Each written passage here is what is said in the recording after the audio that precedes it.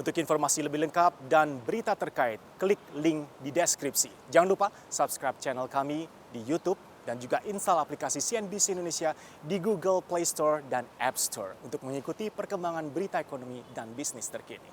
Kita lihat pergerakannya cukup cepat ya, dari 14.5, 14.6 turun langsung menguat ke 14.1, dan perlu menjadi catatan juga bahwa penguatan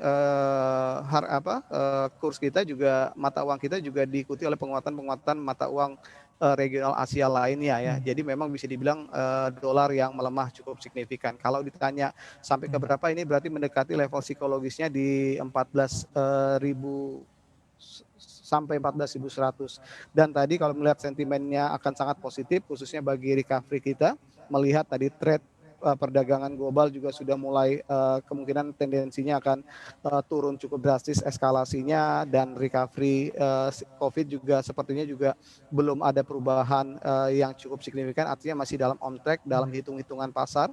Di kuartal 1 kita melihat bahwa rupiah kemungkinan juga akan mendekati tadi level psikologisnya menjelang akhir November di 14.000 sampai 14.100, dan ini angka yang cukup bagus. Artinya kita punya ekspektasi kalau memang pemerintah bisa tetap merealisasikan pencapaian target anggaran ya di sisi kebijakan fiskalnya untuk stimulusnya sesuai dengan realisasi, kemungkinan kita bisa bermain di bawah 14.000 untuk tahun depan untuk rupiah kita. Jadi ini skenario yang menurut kita memang cukup kuat, banyak dipengaruhi oleh tadi hasil Pilpres dan juga recovery ekonomi secara global termasuk Indonesia di kuartal ketiga, dan kita pastikan kita juga meyakini probabilitas kuartal keempat juga ekonominya akan semakin baik lagi, atau growth kuartal to kuartalnya akan semakin besar lagi nanti di kuartal keempat.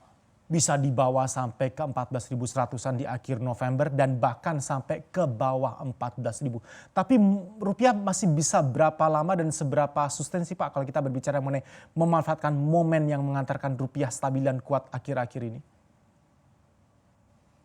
Kalau ditanya seberapa lama, memang tadi kalau kita lihat tadi bahwa dengan kondisi global yang relatif membaik dengan Biden ini, otomatis ekonomi kita tadi memang punya potensi yang kuat untuk bisa recovery dengan cepat. Baik. Jadi kalau kita bisa melihat bagaimana tadi kondisi realisasi ekspor yang kemungkinan besar tahun ini kita akan ditutup dengan net ekspor, tentu ini akan mendorong tadi penguatan rupiah sendiri. Walaupun tadi kita nanti akan untuk rupiah sentimen terbesar nanti akan datang dari negatif selisih pendapatan belanja kita yang lebih tinggi dibandingkan pendapatan ya. Jadi jika di-compare nanti dengan PDB-nya, tentu minusnya akan cukup besar, dan ini akan menjadi sentimen yang paling besar dihadapi oleh rupiah kita. Tapi overall kalau melihat dari sisi GDP kita yang recovery, kemungkinan ini akan jauh lebih kuat ketimbang tadi current account deficit-nya, sentimen dari current account deficit-nya.